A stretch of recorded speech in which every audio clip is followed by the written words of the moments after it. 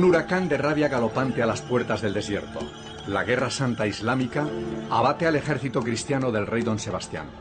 Fue una nefasta jornada para los estandartes lusos.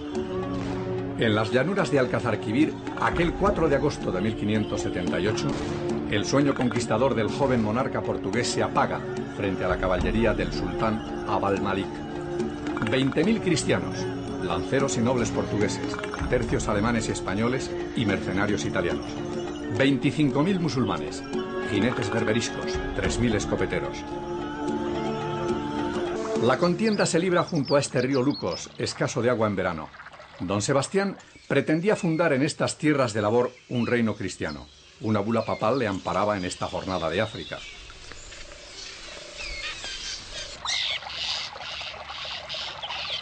Al monasterio del Escorial habían llegado de Marruecos cartas urgentes del capitán don Juan de Silva, agente del rey Felipe II en aquel ejército. Otro consejero del monarca, Arias Montano, recoge la información alarmante. Se acrecienta el temor del peligro, porque afirman que el sultán Malik está a 2 jornadas de Alcazarquivir. Hay quien dice que trae 30.000 caballos, sobrada fuerza contra la poca nuestra. Y no hay que pensar que el rey se mudará de lo que tiene acordado. Despreciando consejos, no cejó don Sebastián en su ansia de combate, alentado por Abu al-Mutawakkil, sultán de Marruecos, aliado del rey portugués frente al poderoso Malik. Forman los musulmanes en media luna y acometen a los cristianos en terreno llano, apto para su caballería. Don Sebastián se lanza en carrera loca con los suyos, pelea cual caballero, más que capitán, y se pierde entre la marabunta de enemigos. Llega así a El Escorial la triste noticia de la derrota de don Sebastián. El rey se lanzó contra sus enemigos furiosamente, peleando todos con desesperada osadía para su salvación. Dicen que cayó después de haberle muerto el caballo, y herido aquel real cuerpo en infinitas partes, rindió el alma a Dios. Las crónicas apócrifas apuntan otro final enigmático. El joven monarca de 24 años habría logrado escapar atravesando este río Lucos. Nace así el mito del monarca escondido, don Sebastián, que habría de volver para liberar a su reino de otra invasión.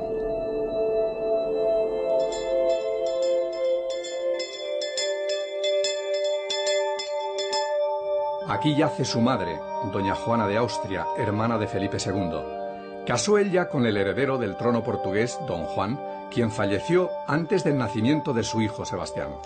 Doña Juana paseó sus pesares por estos claustros del monasterio de las Descalzas de Madrid, tras abandonar para siempre a su hijo huérfano en Lisboa y aceptar ella la regencia de España. Todos a su alrededor temen que este príncipe fornido y solitario, empujado por la obsesión del riesgo físico y privado del deseo por las mujeres, no dejará descendencia. Desde su retiro de Yuste, en constante maniobra de ambiciones, el emperador Carlos V reclamó para su nieto Carlos, hijo de Felipe II, la herencia del trono portugués, en caso de que don Sebastián desapareciera. Este, ofuscado por las hazañas bélicas, desea emular las de su abuelo, el emperador en África. En este caso, un personaje enfermizo que trataba de compensar los problemas psicológicos y fisiológicos que tenía con proyectos de tipo mesiánico y caballerescos. Soñaba con una cruzada en África del Norte, un combate de la cruz contra la media luna, fundar un reino cristiano en Marruecos. De ahí este proyecto de expedición en 1578 que terminó tan mal en Alcazarquivir para él y para Portugal. En otro monasterio extremeño, el de Guadalupe, Felipe II intentó quitar de la cabeza a su sobrino Sebastián esa obsesión de luchar contra los musulmanes 6 meses antes de su partida. En esta soledad monástica le negó sus mejores capitanes y solo le prometió 6.000 soldados. De nada le valió al rey prudente la sutileza, como no fuera para preparar aquí un escenario peninsular insólito, la unión de todos los reinos ibéricos. Con la meticulosidad de un administrador imperial, Felipe II mandó guardar en este castillo la relación de aquel encuentro. En este archivo general de Simancas se esconden seguramente los datos documentales más patentes de aquel rey, cuyo rastro se perdió en el desierto africano. Pocos llegaron a conocer tanto su enrevesada personalidad como su primo, el rey de España, Felipe II. Es probable que alguno de estos legajos esconda el misterio definitivo de aquel efímero rey, cuyo retorno siguen reclamando todavía los patriotas portugueses. Centenares de portugueses cautivos en la batalla de Alcazarquivir construyeron este fuerte de la Cigüeña, en Larache, por orden del sultán Muley Ahmed. Aquí envía el monarca español Felipe II a sus agentes para iniciar su camino hacia el trono de Portugal. Paga el rescate de los nobles lusos agrupados en Fez y obtiene del sultán la entrega del cadáver de don Sebastián. Debía cortar de raíz el rumor creciente que daba por vivo al rey desaparecido en Alcazarquivir.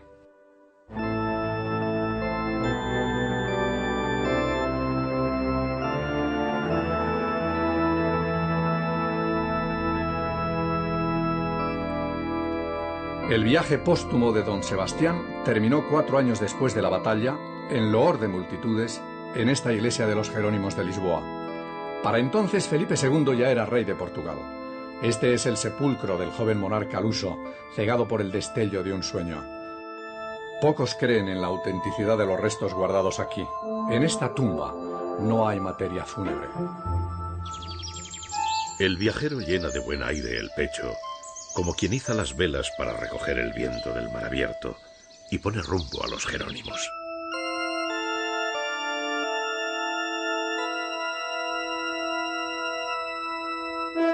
A mano izquierda, Vasco de Gama, que descubrió el camino para llegar a la India. Y a la derecha, la yacente estatua de Camões, que descubrió el camino para llegar a Portugal. Y de sepulcros no hablemos más. El monasterio de los Jerónimos es una maravilla de arquitectura, no una necrópolis. A veces las brumas del Tajo suben hasta estos claustros y se condensa el enigma.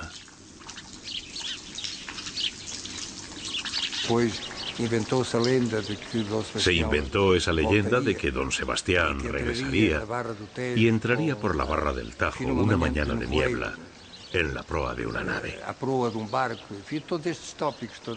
Esas creencias, esas fantasías, eran en el fondo la forma de alimentar con sueños la propia frustración nacional.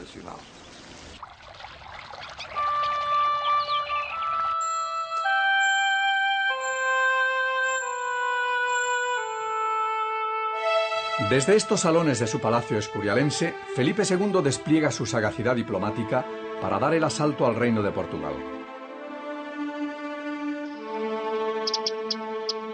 En Lisboa sucede en el trono al joven Sebastián otro rey sin descendencia, el cardenal don Enrique, último heredero directo de la corona. La muerte de este, en 1580, abre al fin la disputa dinástica. El monarca español reivindica para sí el trono luso, por ser su madre, doña Isabel, hija del rey Manuel el Afortunado, y no haber descendientes más directos. El humanista Arias Montano sigue allegando libros para su biblioteca en el Escorial y dando informes confidenciales con igual dedicación. Cuando estuve allá en Lisboa, se trataba entre personas de cualidad y cordura acerca de la sucesión del reino, y los más bien intencionados al bien público se inclinaban por su majestad don Felipe. Muchos nobles conocían cuánto les importaba la compañía y hermandad con los castellanos. Empero, el vulgacho los aborrecía. Su adversario, don Antonio, prior de Crato, se hace proclamar rey de Portugal en Lisboa.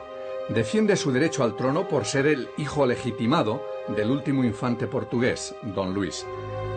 Siempre está bueno contar con la fuerza y la fuerza militar. Y en este caso la invasión se hizo por dos partes, por mar.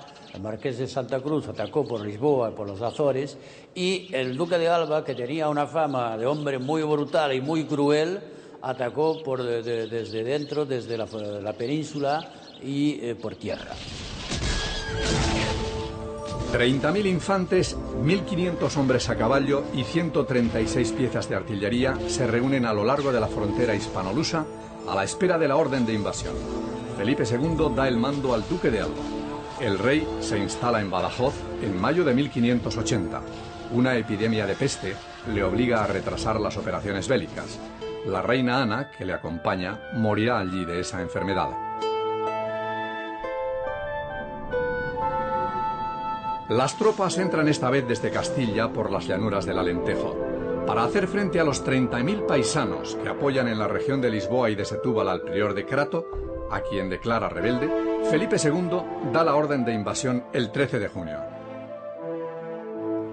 Caen las plazas de Elvas y Estremoz, capitula Montemor ante la artillería del duque de Alba y en menos de un mes sus tropas conquistan el Alentejo, alcanzan el océano y saquean Setúbal.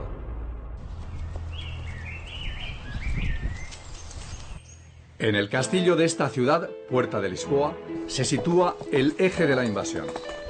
Las tropas de tierra y la armada convergen aquí. El pánico cunde en torno a la capital, donde el pretendiente, don Antonio, prepara una resistencia imposible. La flota española, capitaneada por el marqués de Santa Cruz, entra en la bahía de Lisboa, amenaza el fuerte de San Julián de Barra, que toman sin apenas lucha los tercios españoles, y bombardea los barrios ribereños de la capital. El duque de Alba recibe las llaves de Lisboa y frena el pillaje de sus tropas ordenando ahorcar a decenas de soldados. El feroz capitán de los tercios de Flandes manda también ejecutar a los partidarios del pretendiente al trono, don Antonio, quien huye hacia Francia. 2 años después morirá viejo y achacoso el duque de Alba en su última ciudad conquistada, Lisboa.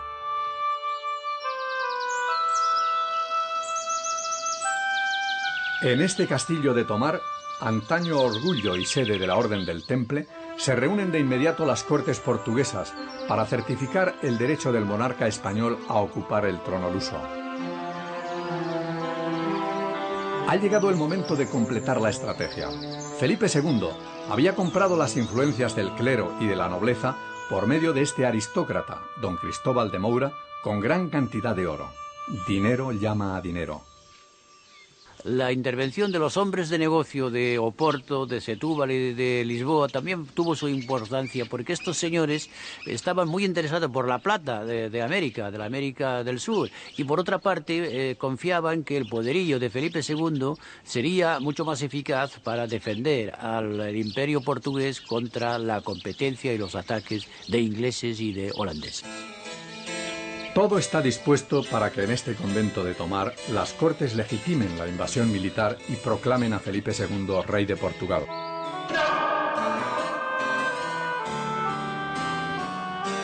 Algunos nobles quieren limitar los poderes del nuevo monarca y se oponen a que la corona de Portugal se convierta en esclava de la de Castilla. En esta sala capitular del antiguo convento templario de Tomar tuvieron su sede aquellas famosas cortes. La bóveda se derrumbó hace 2 siglos sobre los sitiales de quienes aprobaron aquellas leyes estrictas por las que se entregaba al rey de España, Felipe II, el reino de Portugal. Lo heredé, lo compré, lo conquisté. Esa es la divisa que sus detractores le adjudicaron entonces al orgulloso monarca castellano. Estos muros, hoy abandonados a la intemperie, fueron testigos de la última resistencia portuguesa y del empeño de sus nobles para evitar la absorción del reino por Castilla. Se entabla la disputa con el rey presente en Tomar en abril de 1581, para llegar a estos acuerdos recogidos en el Albarán del Escribano. Su Majestad hará juramento en forma de guardar todos los foros, usos, costumbres, privilegios y libertades de estos reinos. ¡Sí!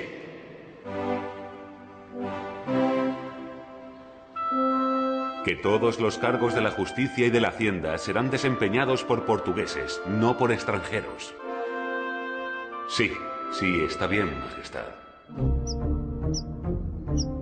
Felipe II acepta con reticencia estas condiciones de las Cortes de Tomar, premia a la nobleza fiel, promete castigar a quienes practiquen pillajes y no se obliga a casar a su heredero con alguna noble portuguesa, como le ruegan la aristocracia y el clero.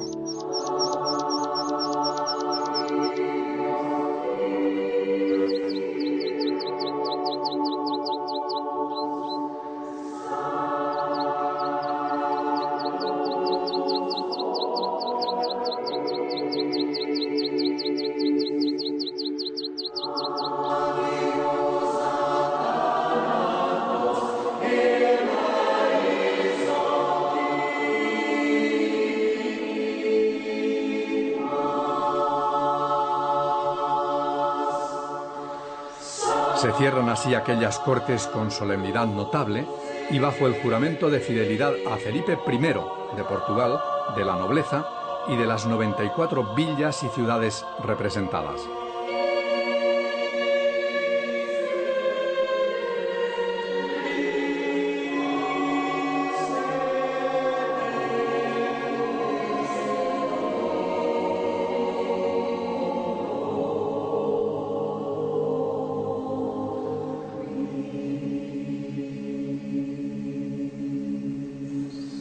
Mas la guerra no ha acabado. El pretendiente don Antonio recaba la ayuda de Francia para combatir a Felipe II y logra el apoyo de la guarnición de esta fortaleza de la isla Terceira, en las Azores. Hasta aquí llega la flota española para aplastar el último reducto de la resistencia lusa.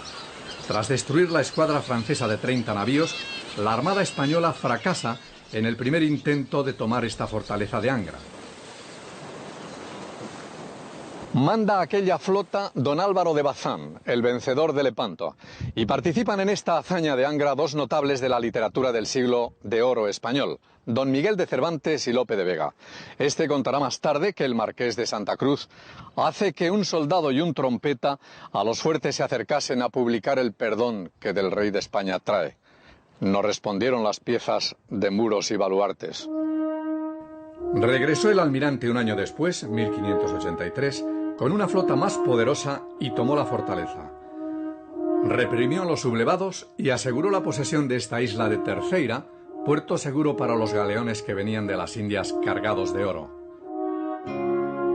3 años permaneció en Portugal Felipe II, mientras se concluye en el Escorial la construcción del palacio en que habría de vivir el resto de sus días. El rey prudente pone en Lisboa las bases de un imperio ibérico cuyas dimensiones nadie había imaginado. Flandes, el Franco Condado, Milán, Nápoles, la península ibérica, las plazas del norte de África y los archipiélagos atlánticos. Todo el continente americano, desde California a la Patagonia. Filipinas, Macao, el Maluco, Goa, Mozambique, Angola, Guinea. La duda surge: ¿cuál debe ser la capital de ese imperio ibérico? ¿Sevilla, Madrid o Lisboa, como piden al rey los nobles portugueses? En tiempos de Carlos V el problema era saber si el Mediterráneo iba a ser cristiano o turco. A partir de 1580 el problema es de saber si el Atlántico va a ser hispánico, católico o protestante, inglés y holandés. Y desde este punto de vista, Lisboa capital presentaba ventajas considerables, porque estaba situada en el centro del Atlántico europeo, a igual distancia, digamos, de las posibilidades de Francia, de Inglaterra, de Holanda y también de América, y hubiera sido un punto de observación y un punto de mando fenomenal para el imperio atlántico de Felipe II.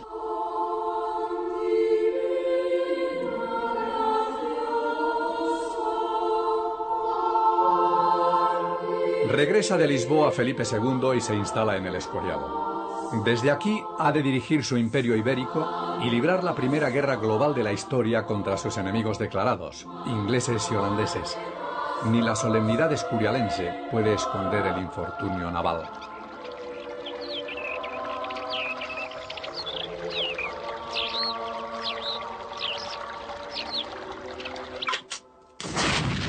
El primer ataque tiene lugar en el verano de 1585. El pretendiente al trono portugués, Prior de Crato, cuenta ahora con la alianza de la reina Isabel de Inglaterra frente al católico Felipe II. El corsario Francis Drake ataca el puerto de Cádiz e incendia 30 navíos. captura 24 cargados de municiones y víveres destinados a la Armada Invencible, asola la costa del Algarve, se apodera de las naves que llegan de la India, penetra en la bahía del Tajo y amenaza a Lisboa. La suerte está echada. Felipe II decide dar el jaque mate al inglés. Lisboa será el punto de partida. Lisboa era el gran puerto que podía agrupar los barcos de una gran flota para salir en formación. Además, era un puerto de buen abrigo. Cádiz había sido duramente atacado por Drake, que se le subió a las barbas al rey de España. El de Lisboa está más abrigado. Álvaro de Bazán, capitán general del Mar Océano, propone la formación de una armada de casi 600 navíos de guerra y 100.000 hombres para invadir Inglaterra. Felipe II, empeñado en guerras por doquier, no puede soportar el coste de ese plan. Desde 1586 se reúnen aquí, en Lisboa, las naos de guerra de Su Majestad Católica. Tras varios intentos de ataque de algunos puertos de la península ibérica durante la primavera de 1588, los ingleses optan al fin por la estrategia defensiva. A la espera de aquella formidable armada, concentrada ya en el puerto de Lisboa, zarpan de aquí de Londres y de otros puertos de la costa sur inglesa los barcos de guerra que han de reunirse en el extremo occidental de la isla, cerca de Plymouth. Zarpa de Lisboa la Gran Armada el 28 de mayo de 1588 con 130 navíos, 11 galeones portugueses entre ellos y 27.000 hombres, a las órdenes del duque de Medina Sidonia. Durante la primera decena de agosto se libran las 4 principales batallas entre Plymouth y las Gravelinas, donde los barcos rápidos ingleses y la tempestad que no cesa dispersan otra vez la armada ibérica. Escasos de munición, los ingleses se mantienen atentos para evitar otro ataque. El capitán español, Medina Sidonia, decide regresar a la península rodeando las islas británicas. El permanente acoso inglés y las tempestades del Mar del Norte dificultaron ese regreso y varios navíos se estrellaron contra las costas escarpadas escocesas e irlandesas. A pesar de la imagen del desastre, la Armada Invencible solo perdió 37 de sus 130 barcos y solo uno se hundió en combate. El grueso de aquella desgraciada flota llegó de regreso a los puertos de Coruña y Santander a finales del mes de septiembre. La noticia del fracaso llegó pronto al Escorial. La advertencia de Arias Montano, ya ausente, es amarga. Los extranjeros dicen que con nuestras oraciones la Armada de España se ha subido al cielo. Nos abrió Dios los ojos para que viéramos en la nación española de dónde nacen tantas miserias. La soberbia y vana pretensión bastaba para que Dios hiciese en nosotros mayor castigo. La respuesta inglesa fue contundente. En abril de 1589, 140 navíos y 27.000 hombres a las órdenes de Drake ponen rumbo a los puertos de Lisboa y de Sevilla para destruir la armada ibérica y expulsar a Felipe II de Portugal. 3 navíos averiados son destruidos en La Coruña. Desembarcan luego en la punta de Peniche 5.000 soldados que deberían tomar Lisboa por tierra, mientras la flota inglesa entra en la bahía del Tajo y ataca y toma Cascais. Mas el plan fracasa porque no se produce el esperado levantamiento popular contra los españoles. Queda en tablas la batalla por el predominio marítimo. Muere Felipe II en el Escorial mirando desde esta ventana de su dormitorio las esculturas de sus gloriosos antepasados. Su padre el emperador y su madre Isabel de Portugal, cuya dinastía le proporcionó el trono luso. Se quiebra con su muerte el rigor para aplicar sin ultraje las leyes de la corona a sus súbditos portugueses. 2 décadas de su reinado pasarán después de que su hijo Felipe III visite Portugal, decidido este solo a calmar los ánimos encrespados de sus vasallos lusos. No aceptaban estos que este noble portugués, Cristóbal de Moura, principal agente castellano en Portugal, fuera nombrado virrey. En el verano de 1619, Felipe III de España toma el camino de Lisboa y se aloja en este palacio del conde del Basto, en Évora, durante algunos días. pronto se percata de que los portugueses no soportan ni los impuestos con los que paga sus guerras, ni el desdén español. El Estado llano se quejaba de la subida de impuestos. Los hombres de negocio se quejaban de que las colonias portuguesas estaban sufriendo los ataques de ingleses y holandeses, y la nobleza y parte del clero añoraban la época en que Portugal era reino independiente. Entra Felipe III en Lisboa con ostentación de naves engalanadas y de arcos de triunfo efímeros pagados por los vecinos de la capital. Pero la municipalidad no acepta el nombramiento del virrey. Sí juran, en cambio, las Cortes reunidas en Lisboa respetar los derechos del heredero, el niño Felipe IV. En estas sesiones de Cortes que se celebran en el Palacio da Ribeira, el rey promete defender con tenacidad las colonias portuguesas.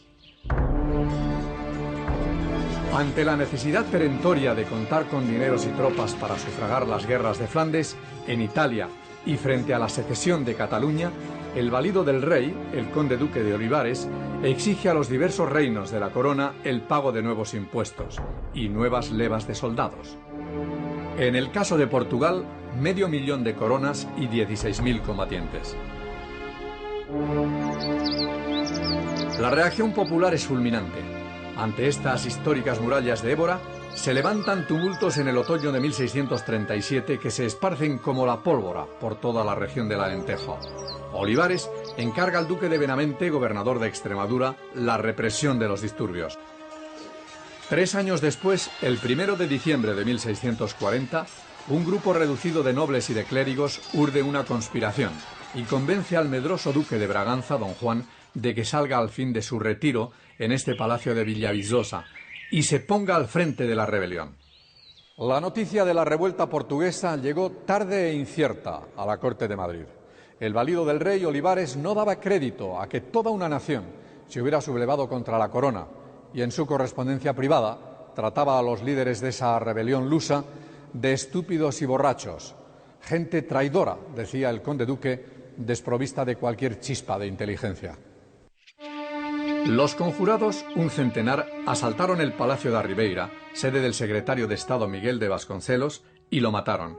Los párrocos convocaron a la gente a la insurrección. El motín popular logró la rendición de las guarniciones del castillo de San Jorge. Desde este balcón del palacio, el conde de Abrantes gritó la victoria de la patria portuguesa y su independencia de Castilla, y proclamó a Juan IV, duque de Braganza, rey de Portugal. Todas las ciudades del reino se suman en 3 días a la revuelta. España tiene que luchar en 3 frentes: en Flandes, en Cataluña y en Portugal. Y desde el principio se dio prioridad a la recuperación de Cataluña. Y cuando Cataluña se vuelva a incorporar a la monarquía hispánica en 1659, ya es tarde para volverse con todas sus fuerzas contra Portugal, y Castilla tiene que reconocer la independencia de Portugal. Este jesuita, el padre Antonio Vieira, consumado orador, arriesgado diplomático y misionero en Brasil, es uno de los personajes clave en la nueva corte lisboeta. En la capilla real predica con pasión de visionario las grandezas de la nueva monarquía. Los 60 años de dominación española habían sido un cautiverio, la noche de la opresión extranjera. Las primeras escaramuzas de la guerra más larga entre España y Portugal comenzaron en abril de 1641. El rey Juan IV sella alianza con Francia. En la primavera de 1644 se libra en Montijo la primera batalla. Los españoles se retiran sin ser derrotados, pero ese hecho de armas consagró en Europa la restauración de la monarquía portuguesa y su rey, Juan IV, fue proclamado por su pueblo como enviado de Dios. Se dan a conocer los reyes que lo fueron de cada reino. Los de Hungría, los de Inglaterra, los de Francia, los de Castilla, los de Portugal. Y así, los ángeles privarán de sus coronas a los que fueran malos reyes.